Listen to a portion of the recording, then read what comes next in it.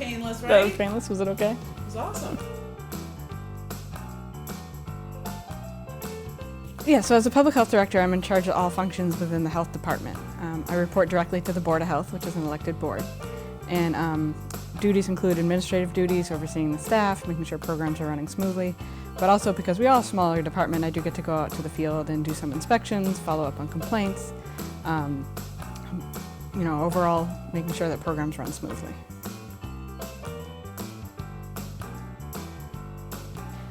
Like most people, I didn't really know what public health was, especially governmental public health. So after my undergraduate degree was in anthropology, which actually I think leads to public health very well once I figured out what it was. And I knew I was interested in how societies and cultures worked, and I was interested in medicine and diseases. So I really started looking into how diseases trend through a population and discovered that was epidemiology, which is a field within public health. So I started applying to graduate school for a master's in public health, and a friend of a friend said, well, if you're interested in public health, there's an opening in a health department I work for in the city of Taunton. And I was like, well, what does a health department do? So I went down and interviewed and luckily got the job as a health inspector, and really found my field of environmental health, which I liked a lot. So understanding how the environment affects your health. And so I ended up working for the city of Taunton for a couple of years, and then also at night going to graduate school at BU for a master's in public health, and really fell in love with the field and the vast amount of things that we do in public health. And it is huge, because really your health is affected by everything in your environment and around you. Well, definitely my family. Lucky enough to have a husband and two wonderful kids, but also my extended family. One of the things I always joke that when my husband and I were dating, a long time ago, he interviewed for a job in Miami, and I was like, well, it's nice knowing you, because no way was I moving, because my family's really important to me. My mother and my father both still live in the area, and my sister, and we get together on a weekly basis, so family is really important.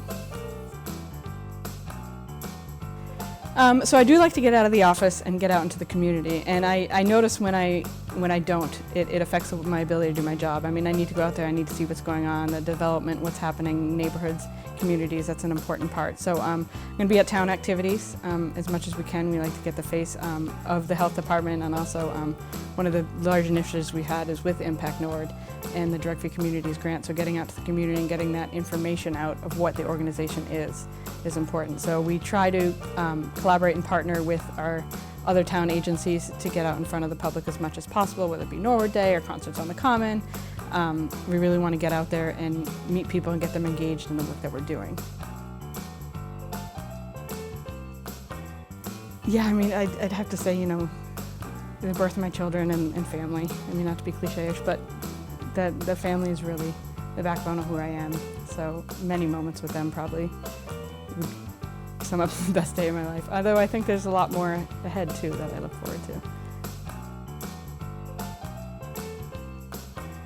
I wouldn't say I've won. I think you take a little bit from everywhere that you learn, everybody that you meet, everybody can teach you something. I love hearing people's stories, because everybody has a story and everybody's interesting. I did attend a conference recently where I got to hear the U.S. Surgeon General speak, and he was amazing and very inspirational.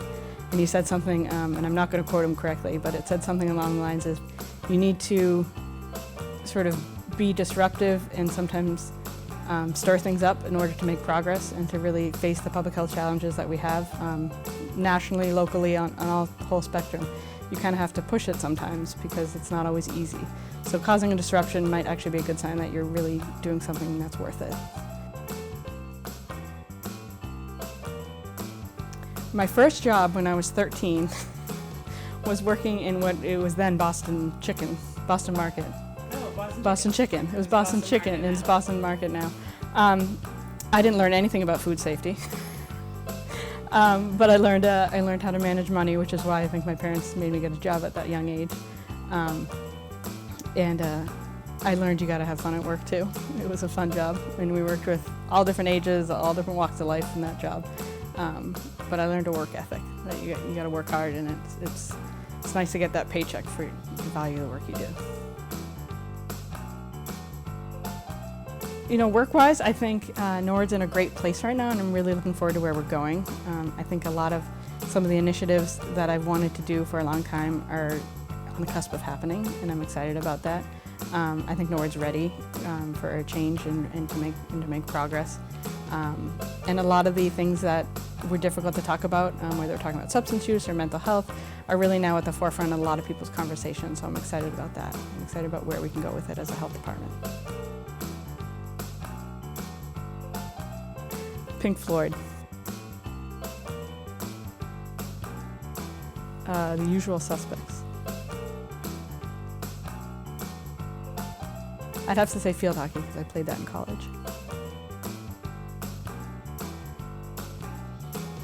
Yes, funny thing about my nickname. I actually, at work, everybody calls me Sigalle. I grew up my whole life being Sig or Siggy. And my first day on the job here, the administrative assistant I had at the time, I walked in and I said, everybody calls me Sig, and she goes, no, we don't, we call you Sigalle. So in Norwood, I'm Sigalle, but really the rest of my life, I'm Sig and Siggy. Oh, all right.